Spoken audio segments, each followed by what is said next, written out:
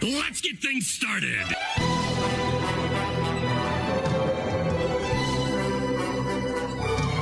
hand of mine glows with an awesome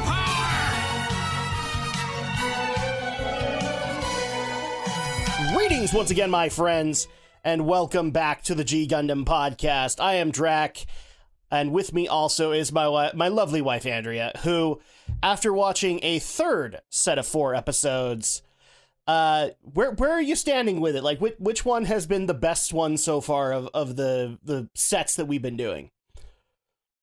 Of just this? Yeah, just the DVDs. Like, which one has been the most entertaining to you? Probably maybe the second one so far. Okay. No, that's totally understandable. So yeah, we are here covering episodes 9 through 12, and as the story continues to unfold, Andrea, where are you standing with it so far? Is it still keeping your interest? Yeah, it's still entertaining. Okay. There's not really a whole lot of terms to be able to go over this time around, as much as I'd like to be able to do it. If I come up with something, I'll obviously let you guys know. But in case you guys couldn't tell from the last 2 episodes that we covered, specifically the ones involving Tequila Gundam and Gundam Maxter, as well as Argo Gulski and Andrew Graham, we're in a little bit of a character development theme where they need to bring out some of the other main characters and kind of flesh them out a little bit. We didn't really get that much with Chibity, but we did get a lot with Argo. We got a lot about his past, and that leads into this next episode, Powerful Enemy, Chapman's Heroic Challenge. So this time, DOMON travels to Neo England. I'm sorry, the Neo UK. No, it's Neo England in this series. And he is going to be taking on Gentle Chapman. So that's the full name that this guy has ever given. I think Chapman's his last name, but I don't think we ever find out what his first name is. So it's Gentle Chapman, who technically has fought in several Gundam fights and won 3 of them. So this is a big fight for DOMON, and will also include George Descend, because it turns out that when the episode begins, George was fighting Chapman under questionable circumstances, and it looks like at the beginning, George is eliminated. How did you feel when you saw that right off the bat? Like, I know that we haven't shown a whole lot of George Descend love, but seeing this character that has technically tied over DOMON, was it worrisome to you that he lost so early in the series? I was kind of surprised that he was not eliminated. Or that he was eliminated? Because like, spoiler, guys, he isn't. But at this point, the episode kind of leads you on to think, yeah, he was. Yeah. So at that point, it's like, huh? So it was shocking to see that he might have been eliminated. Oh yeah, but I was even more surprised when he didn't. Yeah, when we actually find out the real reason for it is and this is like, it's such a certainty because they literally show Royal Gundam / Jambul Gundam. I like Royal Gundam. It sounds appropriate for Neo England. He's basically got the headshot. Mm-hmm. Like, he just has to fire, and then we find out the bullet literally grazed Gundam Rose's cheek, and he Gentle Chapman kind of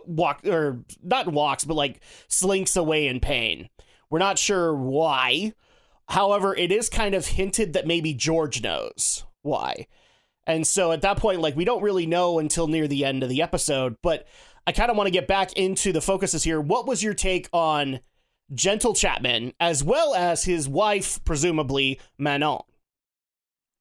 Well, you think they're just these random people, and, but you don't even know the real reason of how this guy works until you find out his secret. Well, and on top of that, like, were you surprised that he had won 3 Gundam fights? No, he seemed kind of like the veteran. Yeah. Kind of deal. So he has, like, an obsession with war and with competition, as well as basically gambling your life. And so, like, the first introduction that we have of Manon is her being a dealer at a casino where he's going to play. And immediately, DOMON kind of outs her as cheating for Chapman, which I always laugh at this trope because it's always that like the person in question is cheating, and the reason that we know that they're cheating is always that they hold the hand up. It's guy or girl, and there are cards under the sleeve. And so I always kind of giggle at that. I'm like, is there ever a time where like the cards are somewhere else?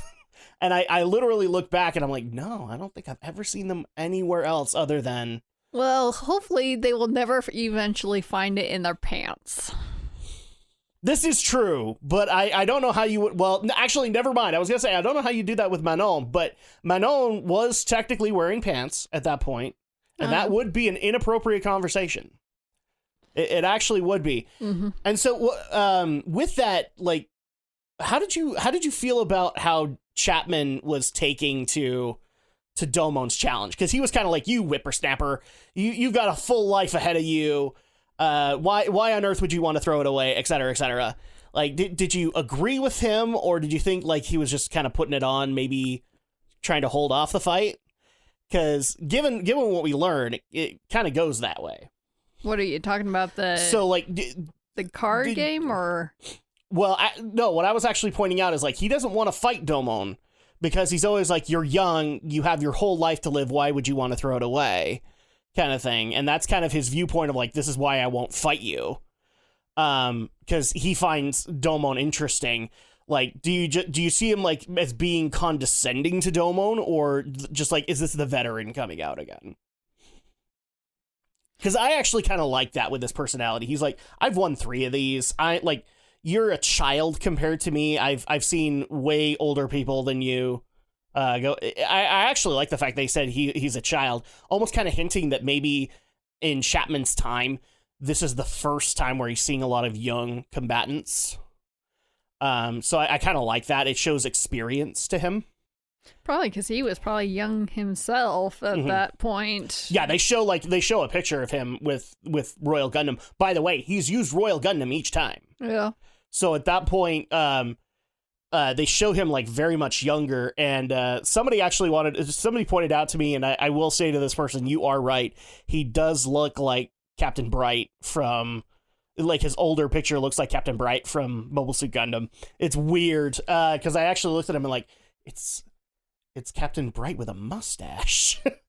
He's not very dignified, but I just wanted to point that out too. And then we kind of get into the fight itself. What did you think of the fight? And we knew that through George's testimony, he was using underhanded tactics. We also know up until this point that Rain, and we'll get to Rain in a minute, because Rain is kind of the shining moment in this whole thing. She is the comedy relief of this episode. So at that point, like, we also see through Rain, like, he's cheating very clearly. Like, and we also learn why, but just, like, right off the bat, before you learn what's going on, what did you think about that? Fog rolling in, there are other mobile suits on the battlefield when it's supposed to be one-on-one. Did you expect him to cheat? Like, to outright cheat to win his battles? Like, this guy's won the Gundam fight 3 times. I don't see why he would want to cheat if he can actually win. And we get an explanation why, but, like, given everything you've seen of this character, he's a very noble guy, very upstanding, plays by the rules kind of deal. And then all of a sudden, what? This guy has, like, a double personality. He kind of does, in a weird way. And it's like, why like, are you... Like, when he's playing just regular gambling, he's having fun. But then when he's in the Gundam, like, all bets are off. He's immediately into fighting a war mode kind of deal. So there is definitely a double personality, and part of that is the reason we find out he's been taking mental stimulants for, it looks like, quite a while now. They don't actually say why, but he's been taking these mental stimulants probably to keep his edge in Gundam fights. But unfortunately, he's gained kind of a dependency on them. So much so that it's almost a shift in personality when he's on them. Like, when he's on a high enough dosage. So, go into that. Like, the mental stimulants and kind of the change in personality because of the addiction. Do you think it's because of the addiction, or? Oh, yeah, definitely. Is it just his real personality coming out? No, I can't imagine. Those things probably would, drive him crazy or something like that. Yeah. Especially, they seem like they don't last that long. I've always kind of wondered what it was that he was on, because I know that through Metal Gear games and also actual testimony, snipers in the military will take like stuff that will help your joints from not shaking, kind of thing, and helping you to be steady. So like I know that I think it's antidepressants or one of those, or maybe a stimulant. They actually kind of steady you, and it increases your marksmanship. So at that point, like, it kind of makes me wonder, like, has he been doing this his entire career, and now the addiction's starting to show itself? I would wonder why he would start taking them now, like... Maybe his age? Probably. Maybe his eyes aren't as good as he... Because he's kind of a sniper himself. He's got a long rifle. So maybe that's how he's been winning. He's been a sniper. Well, it's either that or he had maybe a close call in one of his matches. Maybe. And now he's like kind of paranoid or something. It could be. It could be. I wonder if it's either because of age or maybe because he starts to feel like he's getting old and he can't show weakness. It could be that too. But we also find out kind of the origin of his cheating, and it's actually not his fault. Manon has been cheating for him and has not told him that she is. So he's not responsible for the fog screen or the fog rolling in or the mobile suits coming in. It's Manon. She's piloting the mobile suits as well as controlling the fog. So at that point, like, she's doing it out of a sense of compassion to let him continue to live the life he wants to live, which is admirable, but also really condescending to me.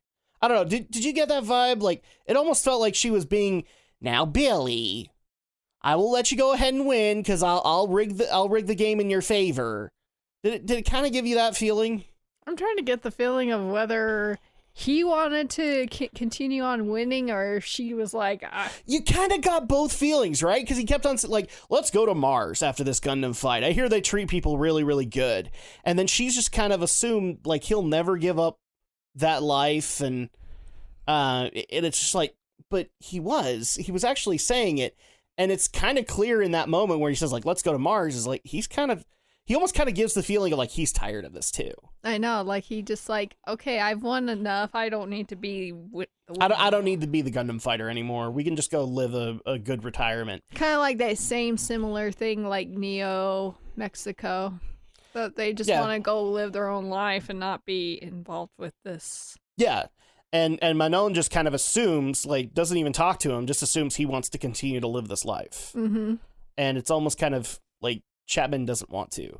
And what's even worse about that is they kind of presume that after the fight with Domon, Chapman dies. And I almost kind of wonder at that point, like, if he had actually just explained to her, like, I'm kind of done, but instead was so proud he didn't want to admit that he might, lose. Even to Manon. Like, I don't think he would have admitted it to Manon. I don't think he would have, because he's that strong, uptight, proud Englishman, that he probably wouldn't have done that. But yes, Domon does win. It's a victory. Now Corrado can't be mad at him. Hey, at least he has a victory against Mexico. Nobody has a victory against Canada, but then he has a victory against Neo England. Corrado can't be mad at him now, right? This is what, 3 wins? At least he... Well, not in a row, but 3 wins. Because Neo Italy, and then you had Neo Mexico, and now you have Neo England. Yeah, it's a good thing that he pretty much pushed Domon to actually do the final blow, because Domon looked like he didn't want to do it because, Yep. Another thing I want to bring up is, we mentioned George is in this episode. We don't see Marie Louise, thankfully, but we do see his butler, Raymond.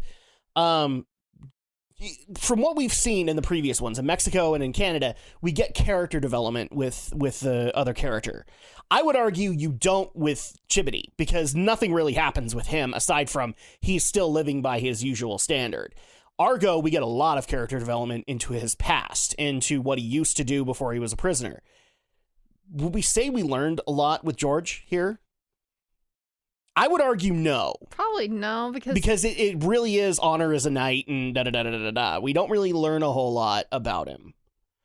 And we don't really get a whole lot of character development with him because he's still the same guy. Like, he offers to go fight the I'm going to call them mobile dolls because I've seen way too many Gundam series, but the unmanned mobile suits. He offers to go take care of those while Domon takes care of Royal Gundam. But that's not anything different than he would have done. Yeah. In other circumstances. Maybe, like, you could say he's betraying his honor as a knight because he's getting involved in a one-on-one match, but I would argue no, because he really just kind of tipped the scales and back in Domon's back even. Like, he was willing to take care of the element that wasn't involved, that wasn't legal, but he wasn't willing to fight Domon's battle for him. Oh, yeah. So you could make the argument, okay, well, he's willing to break the rules, and that's the character development, but I don't know if that's a strong enough argument, honestly. I also love the thing you did say about, like, you finally made a comment about, I was waiting for you to do this. You made a comment about his mobile tray suit. Would you like to say what that was? Oh yeah, because apparently the way that his suit design was, it looks like, you know, if the leg parts were not and the white, arm parts, because the arm part's also white.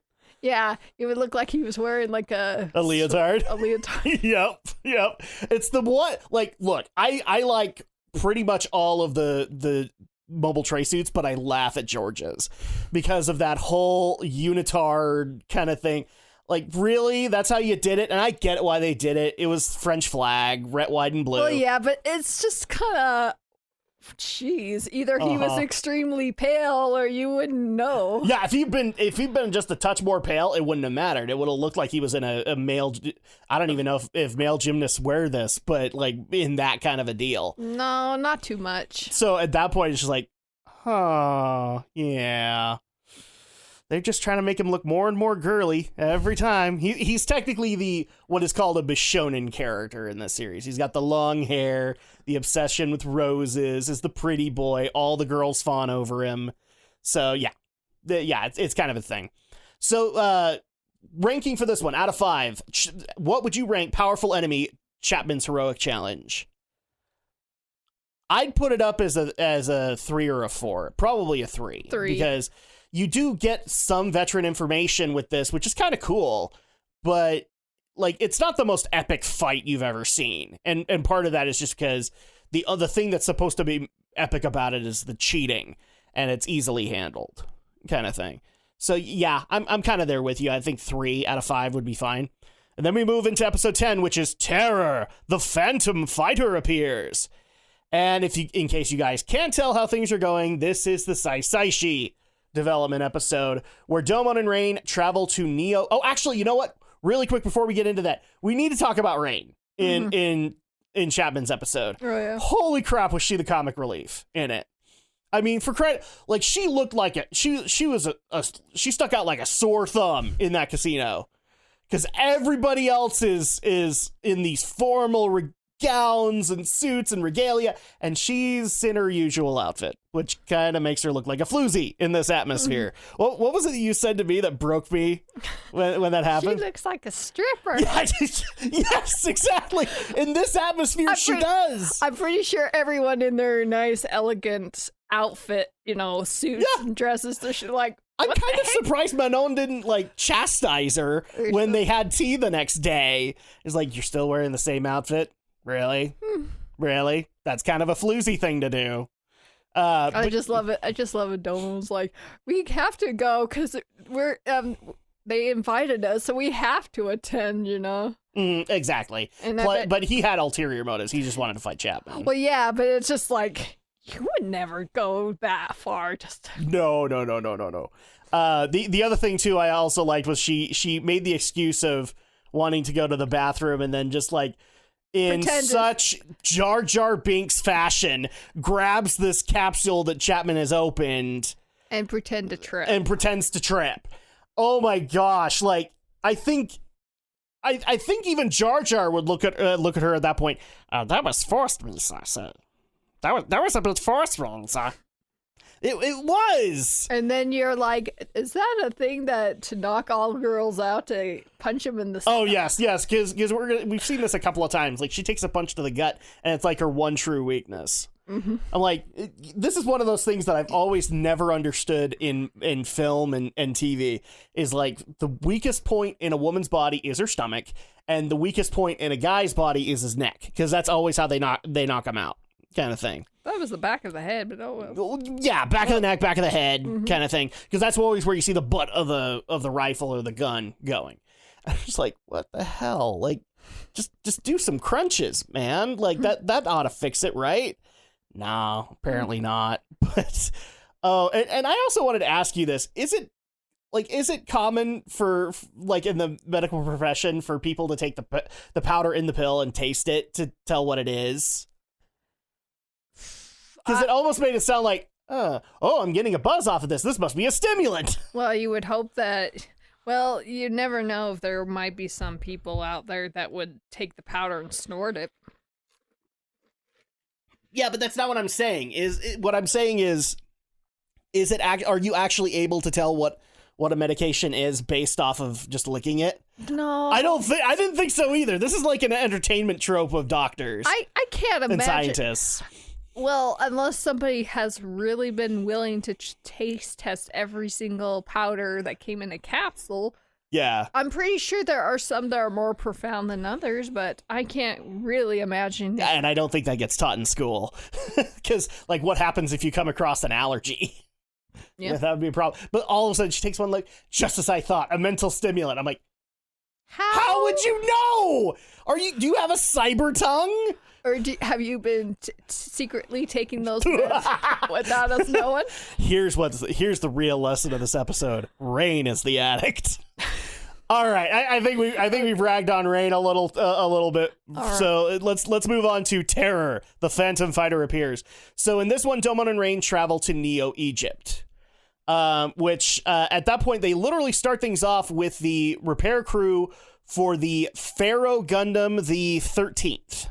All right, I love this. All of them are Pharaoh Gundams, and all of a sudden, they're telling a ghost story because of the sandstorm. Like, some people have seen this roaming spirit, and he is looking for a Gundam fight. And it turns out that the ghost in particular is a former Gundam fighter. In fact, he is one of the earliest winners of the Gundam fight, and that is Dahal Mohammed. And in turn, like, this mummy, something comes in and wrecks their little silo and the mobile suit. Was that a mobile suit or was that a Gundam? Sorry, Gundam. Mobile suit, Gundam. Yes. So same deal. So were there actually two Gundams in this episode? Besides, technically, yes, because they kind of make it sound like at the beginning that the first Gundam might have been his original, and then he took the other one to use that instead. Because I was trying to figure out, okay, so what is the actual Gundam? Yeah, exactly. It is kind of weird, right? Yeah, I think that at the beginning of this, and we're getting into it right now, it was his original Gundam that he owned. Unless the second Gundam was kind of like a spirit version of the original Gundam. I don't know. It's kind of confusing. I know. I was like, huh? But yeah, because they supposedly say that because he actually runs into a battle with Saisaishi, and they say that it looks like Pharaoh Gundam the 4th or Mummy Gundam the 4th. That's the difference here, is that in the Japanese translation it's called Pharaoh Gundam, and in ours it's Mummy Gundam. And at that point, like, you and I kind of had this discussion. I like Pharaoh Gundam a little bit better because it stands a little bit more for Egypt, and Mummy Gundam kind of stands for Egypt stereotype. You know, I like the idea of Pharaoh Gundam, especially since the Neo Egypt one looks like a pharaoh kind of deal. But yeah, so we get into the fight with Saisaishi and Mummy Gundam the 4th, or Pharaoh Gundam the 4th, and yeah, things get pretty vicious. We have some weird stuff happen, like Saisaishi goes in for a killing blow and it heals itself. It's like, huh? I don't think Gundams can do that. And in turn, it also looks like after a final strike from Saisaishi, the Saisaishi may have broken the rules because all of a sudden the cockpit explodes. And as we learned in the first couple of episodes, a Gundam fighter cannot target the cockpit. And so at that point, like, part of this episode is that Saisaishi is kind of dealing with, he may have broken a very pivotal rule in the Gundam fight regulations, as well as he may have murdered somebody. And so that's kind of rocking his brain. But at the same time, we have this whole thing of, like, there's this ghost of Dahal Muhammad, and he is looking for someone to fight, kind of deal. And that doesn't help with it, which kind of creates a horror atmosphere, at least for Saisaishi. What did you think about that first encounter with Saisaishi and Mummy Gundam? I was kind of surprised he was willing to go battle it, because the way he was acting throughout the whole episode, like, he didn't want to get involved with it, but he's like, eh. Well, no, we're talking about that first one in the sandstorm, where he was willing to do the Gundam fight because he got brought into it. Yeah, I'm surprised he wasn't half scared about it. Did you? Well, I guess the real question I'm asking is, did you think he actually killed Dahal? Like, do you think he deliberately aimed for the cockpit? Because I'll tell you, like, when you look at the strike that he used, it almost looked like, yeah, that was the intent. Well, yeah. Maybe he was looking to strike higher than that, but then all of a sudden you see he struck the cockpit and the cockpit explodes, kind of thing. So I don't know. It is kind of a questionable deal, and it does create some interesting character development for Saisaishi. Like, he has to deal with the fact he might have killed somebody. So I kind of like that, but then we also have to deal with Saisaishi being, well, Saisaishi, and annoying as crap while having to deal with this whole mummy situation. It is, like, it's freaking annoying. Like, you can't avoid it. Saisaishi is a walking annoyance, but man, does he have a real badass Gundam. You know, it's one of those deals that gets really frustrating. But yeah, he starts getting afraid of ghosts and mummies and which doesn't make any sense. It's like, man, you seem to be very fearful of this mummy problem, and yet the first fight didn't seem to bug you that much. No, and I kind of wonder if the reason they did that was because he was still struggling with the fact he might have killed the guy. That's possible. Yeah. Well, I don't know. Maybe he thought, well, the design of the Gundam was okay. Like, maybe he thought it was just a regular person inside until he think there was like a mummy inside. And well, they eventually find out that yes, there was a mummy in there, but he didn't know that initially. Well, do you think maybe when he was fighting that apparently he saw the mummy inside, so that what kind of pushed him into destroying the cockpit? I don't think so. I think, in all honesty, like, my theory is I think he aimed higher, and something changed in that, and then because he didn't see the thing that threw him off was that he saw the person. He didn't see a mummy there. He saw, because, like, you know, there's still a good couple of meters between them. Yeah. So he probably would have seen like a visage, and at that point he would have seen a person and went, "Oh no, I aimed for the cockpit." Or I hit the cockpit. You know, maybe he was willing to take that risk, and it blew up in his face, kind of thing. So we actually learn a little bit about Dahal. And so, first of all, he is like I said, the third winner of the Gundam fight. Neo Egypt won the third time. So he's way back there. And on top of that, then we learn about Dahal's past, where he participated in the fourth Gundam fight tournament, but conveniently enough, lost to Saisai's grandfather. And after having his Gundam beheaded, the cockpit exploded. So it's like, this is awfully convenient storytelling. Kind of almost hinting that, like, yes, this is a grudge that Dahal has held against Saisai's family. Although I would then argue, like, you knew it was Saisai's family from the Gundam? Because that was who you were targeting. We didn't really explain that very well. But I still appreciate it. Then we actually get the legit fight between Saisaishi and Dahal. It actually is pretty good. Cause, like, we get to see full-on mechanics, like full-on tactics, rather, from Saisaishi, and even some tactics from Dahal. before Domon steps in and reveals what's been going on. I liked that fight, honestly. And I also liked it from the Shaolin perspective of, like, let's bring peace to this wandering soul kind of deal. I even liked that at the end, she prayed for him. What did you take out of it?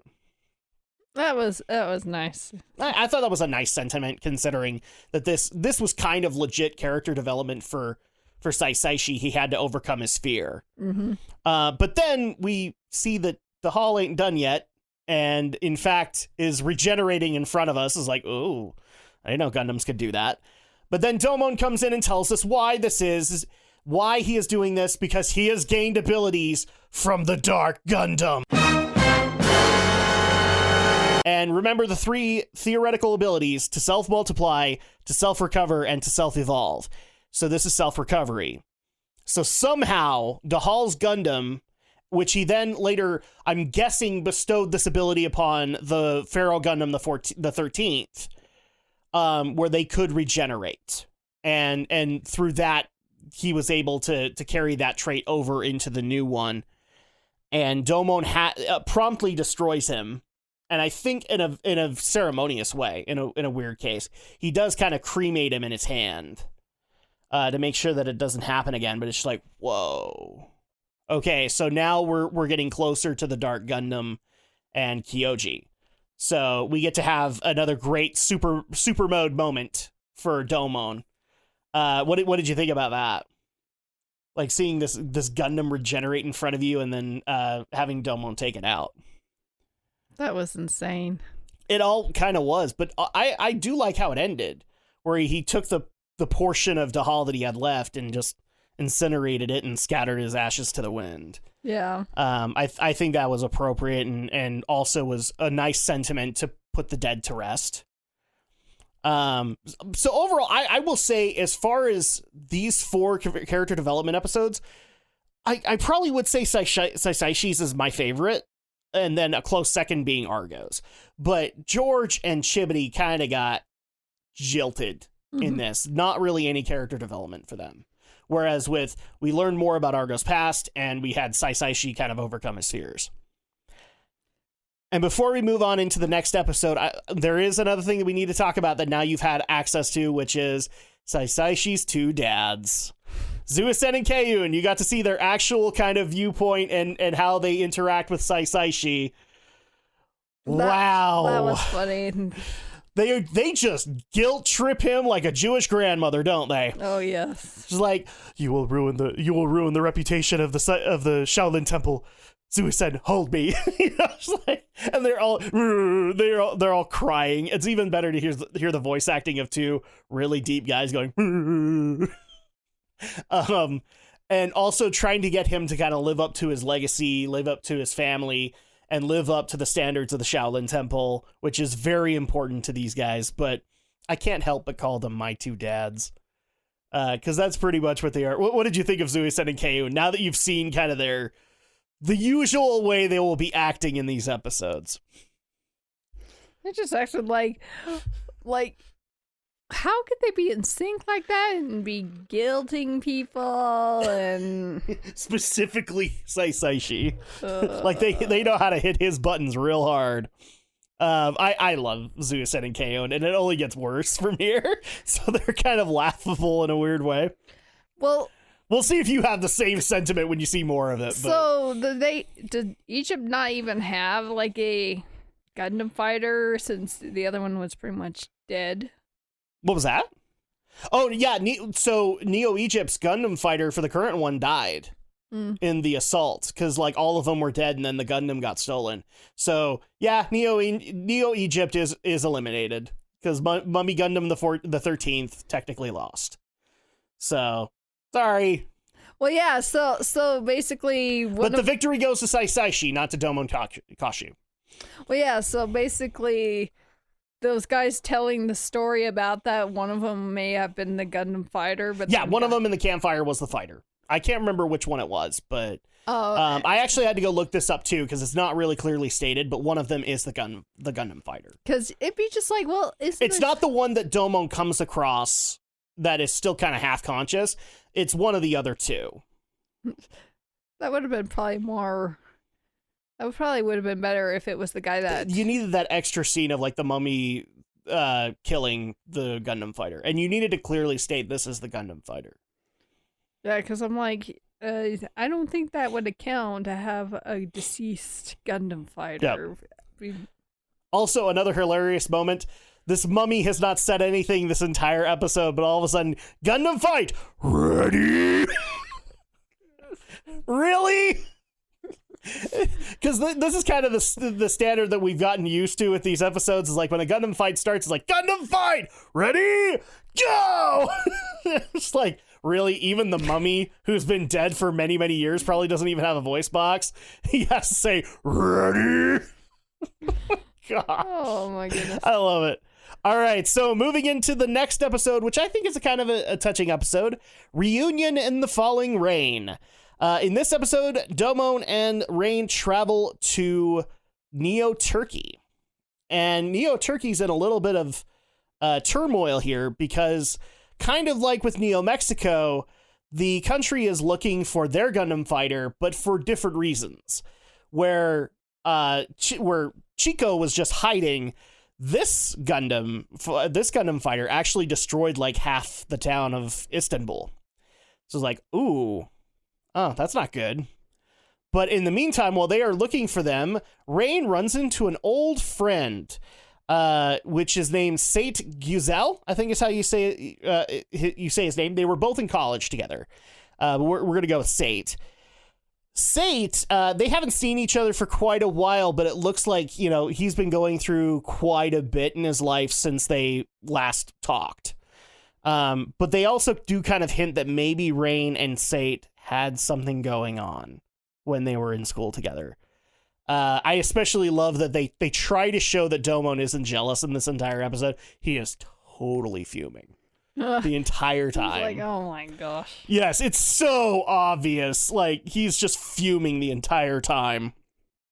It's hilarious to me. But what did you think of Sate just out of the personality that you got to see with him?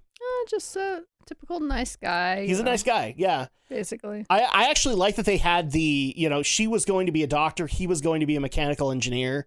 Maybe that's where she learned to kind of maintain mobile suits, is like, Sate kind of got her interested in that aspect, and so she could do it. I don't know. Like, they kind of hint that way. Like, that's kind of how things happened.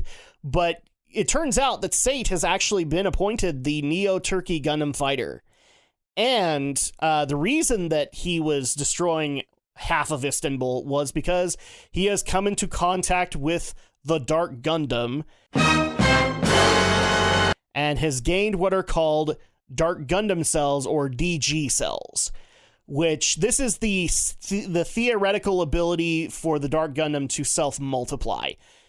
So you get injected with these cells, and they're basically like, I don't know how to explain it other than they're Borg nanomachines. They slowly take the body over and make it a mindless slave of the Dark Gundam. I love that there was such an emphasis on Dr. Mikamura saying that in Rain's head, just like, servant of the Dark Gundam, the Dark Gundam. Because they really wanted to hammer that home. But he's basically slowly losing control. After having an encounter with the Dark Gundam, it wasn't him that got infected, it was rather his mobile suit, Scythe Gundam, that got infected. And he just, because he's in there, he slowly got the infection himself and started having blackouts. One of which was when he destroyed half the town. And so it really does kind of make you feel bad for him. Like, he doesn't know what's going on. He's having blackouts. It's like a werewolf kind of mentality there. Geez, the only thing that comes to my mind feeling like this feels like the D Reaper from Digimon Season 3. Are you talking about like with Jerry? Yeah. And her slow corruption? It kind of, but they had a little bit more building time for it, and so it was creepier. I know. But it does actually kind of make you feel bad for Sate, because he didn't really wish this fate upon himself. It's just because he was a Gundam fighter and he was doing his job that he was infected. And sadly, near the end of the episode, the other thing that gets emphasized by Dr. Mikamura is that if the DG cells reach the brain, it's done. you're officially a servant of the Dark Gundam, Dark Gundam, Dark Gundam. And so at that point, they kind of hint that, yes, the cells have reached his brain, but he can still kind of be himself until the mobile suit takes over and Cthulian wraps himself in wires so that he can be the Gundam fighter for Scythe Gundam. It's kind of a creepy thing to see, right? To see all of the wires start coming in and trying to entangle him. Mm-hmm. That was just weird. It's like, what the heck? Tentacles all over the place. Tentacles all over the place. He's not even in a Skrull Girl outfit. I know. So yeah, we have Domon take on Sate, and unfortunately, the best way to be able to handle it is to take out Scythe Gundam, which Domon does via the super mode, even though Rain doesn't really want him to do that. I actually like that in order to stop the fight, she kind of pleads with Sate and tries to get him to come back. This is before the tentacle rape happened. But basically, there was a day where they were supposed to meet, and Sate was, I'm guessing, going to ask for them to get married or something like that. But she never showed up. And then we find out later the reason she didn't show up was because she got a call from her dad, and the whole situation with the Dark Gundam had happened. And so at that point, she had to rush back home to Neo Japan, whereas Sate always took it as like she didn't love him, and he then made the decision to go be a Gundam fighter, which led him to all of this. Which is kind of a sad moment. Like, if she had only gone there to maybe say, like, I can't stay long, I've got to get onto a plane, she may have, like, helped him avoid this fate. Uh-huh. But unfortunately, it doesn't really end that way. Thankfully, though, this episode does get a happy ending, because thankfully they weren't enough. The DG cells weren't in his brain enough, and he could be cured. So he is cured, but Neo Turkey is sadly eliminated, and Domon does get this victory. So I like the episode. And actually, really quick, we forgot again. I really need to get consistent on this. So before we score Reunion and the Fallen Rain, and I give my final thoughts, final score for Terror the Phantom Fighter appears. So Mummy Gundam, that one I'm going to give a 4. I give it a 4. There are some things wrong with it, but it was awesome. It was a really good episode, which is funny because the two highest rated episodes are both ones where Saishi was involved. Mm-hmm. Reunion and the Falling Rain, I like it. It's a touching episode because you get a little bit more into relating with Rain and what, like, she had a life before all this happened, and her and Domon might not have been that close. Mm-hmm. But now because of this situation, they've had to get closer. I like it, and I tend to give it a 4 out of 5. I think they did a good job of kind of building up the terror of what Sate might become and why Sate needs to be stopped, kind of thing. I like how they did that. What did you think? I would give it a 4 out of 5 as well. It's actually it's a pretty heartfelt episode, even though Domon's moping in 80% of it. I especially love the joke that we made as like, Sate wants to save them both, and he wants to leave the hotel room, so he decides to pull out his gun, and all of a sudden Domon's like, you're gonna need these, and rolls the bullets out of his hand. I was like, what, you didn't want to catch him this time? See what I mean? One time, never happens again. All right, and then we move on into the final episode for today, which is episode 12. He's the undefeated of the East. Master Asia appears. And this is episode 1 of a big arc that happens in G Gundam, which is called the Shinjuku arc. So Neo Japan gets serious intelligence leading them to believe that the Dark Gundam is in Shinjuku in Neo Japan. And so they immediately send Domon and Rain there, and Domon and Rain come to find Shinjuku's district just destroyed. Absolutely destroyed. And a new threat that's kind of hovering over them, which the series dubs the Dark Army, or the Death Army in Japanese translation, but it's basically just a mobile suit that's killing indiscriminately. And kind of freaky in that weird way. Like, they can't even outrun it because it's so intent on killing them. But then out of nowhere, a mysterious ninja appears, steals Domon's headband, and murders the Dark Army Gundam with it? What a weapon. This character can use laundry as a deadly weapon. That is like the most accomplished assassin ever. Yeah, definitely. Like, I can't even remember who that Bond villain was who could kill people with a razor sharp bowler hat. No. He took a floppy piece of clothing and made it pierce through what I'm guessing is neo-titanium. Because that's usually the explanation for like regular mobile suits. It's not that they're made of like this really rare alloy that most Gundams are. It is that it's like neo-titanium or titanium or something like that. This guy can make laundry pierce through titanium all the way through. Yeah, who knows where DOMON got that wonderful. I like what you said about it. Is like, imagine what he could do with underwear. Yep. I was like, I'm sorry, do you need a panty shot? That just redefines it, doesn't it? Hopefully he would never go to... Goes up to a mobile suit. I just have to ask the question, boxers or briefs? I hadn't even thought of that, but man, it makes sense, doesn't it? Well, don't want to go into women's lingerie next. Oh, jeez. Think of what he could do with an underwire bra. Oh, no. But he is later then revealed to be the undefeated of the East, Master Asia. And we know a couple of things now that we didn't before. So let me go over the information we have already. He's Domon's teacher, and he's the undefeated of the East. He's the former leader of the Shuffle Alliance, whatever that is, because he is the former King of Hearts. But now he's bequeathed that title to Domon. We don't know why. And then we have their introduction to each other. Oh, we have to go into this really quick because it's a defining trait of these two characters. What did you think of that? You know what I'm talking about, right?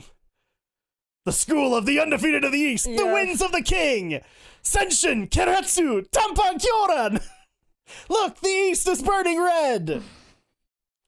I also like the powerful trumpet that's going on in that.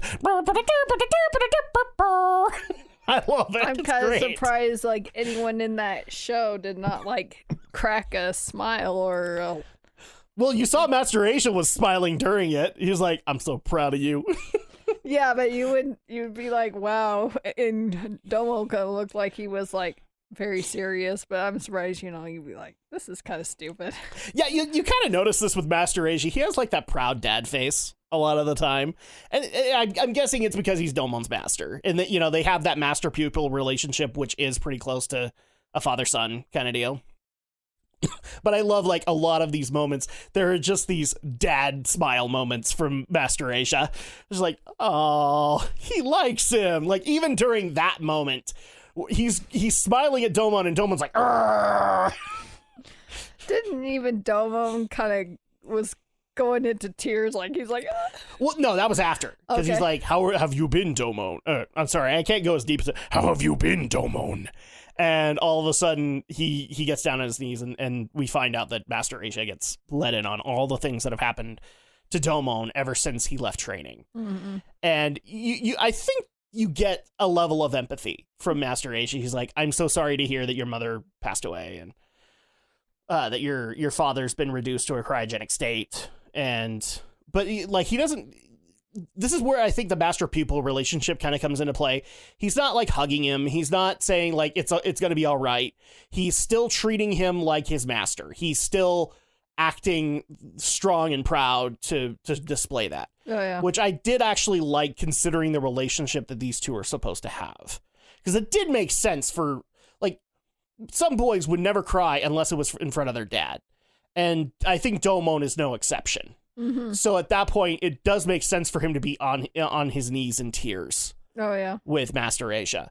He couldn't even do that for Rain. Like that's how protected Domon is.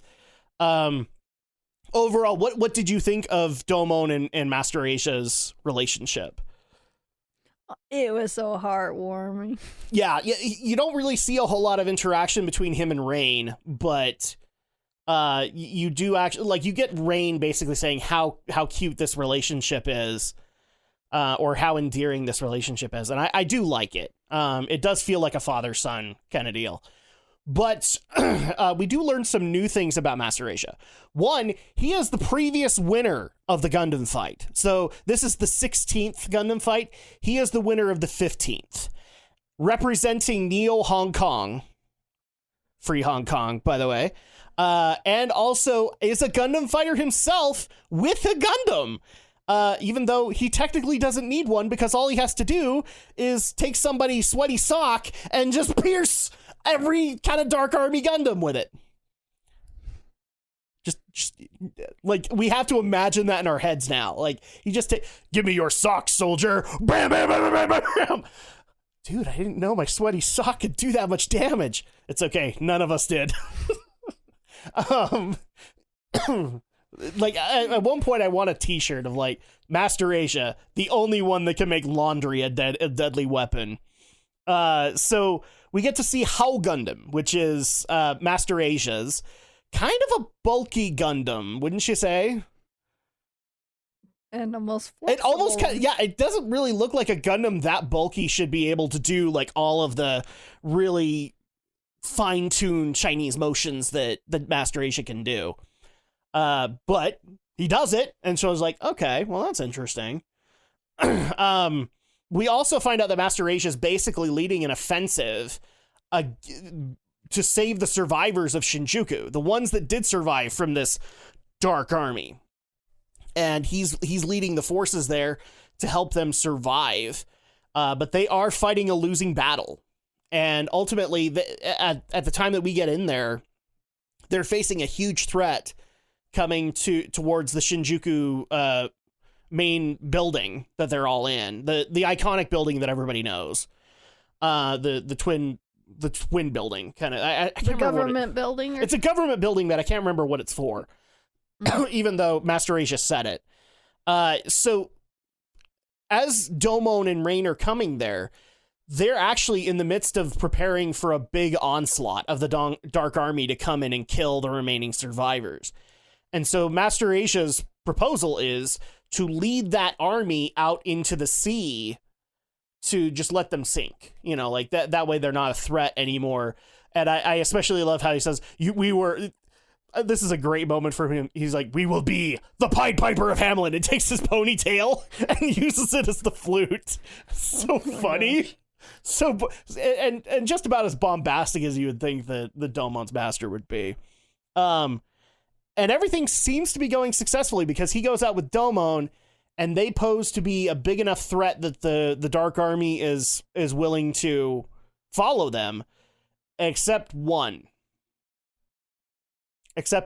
And so at that point, the new struggle is now you have that one Dark Army drone who's getting ready to go into the Shinjuku building and kill everybody. And as soon as they realize it's a race against time for Domon to get back to kill it before before it warns the others to come back. And so it actually is kind of a really good episode that thankfully does resolve well. But a couple of funny moments in there that I just have to point out. First of all, I'm going to murder the title of this attack, but let's just call it the Master Asia soccer ball fireball attack. So basically, he takes How Gundam and makes it into a soccer ball-like fireball, and then has Domon launch him with the Shining Gundam. Goes through like hundreds of these things, immediately lands a pose and says, ignite! And then they're all dead. They're all dead, and it's like, huh. That's an awesome... This move took practice. How many times... So it makes me ask the question of, like, how many times did Domon fail to launch Master Asia? and we kind of went into... We kind of got into a bit of a tirade with that, too. It's just like, launch me, Domon! I don't know if I can, sir. Launch me! Take that paddle and launch me. I didn't even mention... Take that paddle and launch me! And all this while, I didn't tell you this, but in my head, I'm hearing Piccolo from Dragon Ball Z Abridged going, dodge! Because it's kind of the same voice. Rather, it's not the same guy, but it's the same voice, but really deep and gruff. Oh my gosh, that attack was so silly. And like, I get it, master pupil, they would make that work, but it's just like, okay, Master Asia had to know that he could turn himself into a fireball, and that there had to have been failed attempts where Master Asia like hit a tree or something. And it's like, oh, poor Master Asia. Like, how many times did this attack fail? Oh my god. Launch me, Domon! I don't know if I can. Pick up that paddle and launch me, damn it! I'm like, okay, well, that's a thing. The other thing that I shouldn't be laughing at is the suicide attempt, basically, from one of the pilots who, because of the stress of the situation, he takes out one of their defensive mobile suits and just tries to make a run for it and dies instantly. He's just gonna go AWOL and then... But I love that the way that the dub kind of planned this out, because you can't say die and you can't say suicide and you can't do anything like that. It's like, I'm just gonna go. I'm out of here, man. And it's just like, okay, well, but you know what's gonna happen when you get to a certain point, and they even show it. All of a sudden, guns start blazing and boom. And I like how Master Asia's like, you fool, don't! Mm-hmm. It's like, no, I'm getting out of here, man. Sucks to be you. Screw you guys, I'm going home. And yeah, I don't know why that's funny to me, but it kind of is. Just how the dub approached it. Like, you could have said this is a suicide run, and I don't think you would have upset parents. Like, they would look at that situation and go, yeah, that's exactly what that would be. Because if you're surrounded on all sides, all you have to do is just go into enemy lines and you're dead. But no, we can't say death. We can't say murder. We have to say burger, and we have to say sent to another dimension instead. You haven't heard that one, but that's the famous one from Dragon Ball Z, where they can't, like, people die in Dragon Ball Z, and they couldn't say that. So, like, the oceanic dubs and things like that, they instead said that they didn't die. They were sent to another dimension. Mm-hmm. I especially love when you see Piccolo dying. He's like, I'm slipping into another dimension, Gohan. And they like slowly try to make him fade out. They're like, oh, he's dead. Just say he's dead. But sorry, I digress a little bit. That's kind of the wrap up for it. What do we think on a score of out of 5 for He's the Undefeated of the East, Master Asia appears? I would say it was 4 for... It's a 4. It's a 4 for me. It's a good introduction of Master Asia and the power that he wields. Like, the as much as we're making fun of the laundry attack, it shows, like, Gundams are not a problem for him. He is the former King of Hearts. He can take on whatever. And I thought that was actually... It's kind of a good way to kind of show what Domon will become eventually. Is like, he could become as strong as Master Asia. And we know that that's pretty freaking strong. The other thing that we didn't mention was the other attack that he did was he grabbed the bullets that were coming out of these guns, which should be hot, grabs them and shoves them back into the barrel of these Gundams so that they explode on their own. Like, how does he have hands right now? But no, he stopped them and then shoved them back into the gun. Like, to the barrel, yep. Back into the barrel of the gun. Bullshit science, commence! Master Asia's so out there. I love the character. But yeah, 4 out of 5 for me. What about you? I said, yeah, 4. 4 out of 5. I like a lot of what they did there. I would have liked to have seen a little bit more with Rain and Master and see, like, how she kind of interacts with him. But that's the 4 episodes that we have here, and so at that point, we need to wrap this up. So thank you guys so much for listening to this podcast, for continuing to support it. Continue to share it out to everybody, people, because that's how it stays on YouTube. If it gets enough views, then they will stay. Other than that, they will also be on the RSS feed, and if it doesn't get enough, that's where it will only be. So make sure to, if you're brand spanking new to this, to like the video, comment, subscribe, like the podcast, subscribe to that, support this, and that way we know to be able to do more of this in the future, maybe not just with G Gundam, but maybe with other shows. That would also be an awesome thing, but we won't know if you guys want that unless you do that. So make sure, like, comment, subscribe, all that fun stuff, And if you want to be able to ask us questions about a particular thing in the episode we didn't talk about, you can follow me on Twitter at Drak2326, and you can follow Andrea at AMS Mickelson to be able to ask these questions and reach out to us. But that's going to go ahead and do it for us. Thank you guys so much for joining us, and we will be back next week with episodes 13 through 16 of G Gundam, which should wrap up the Shinjuku arc. So we'll see you guys then.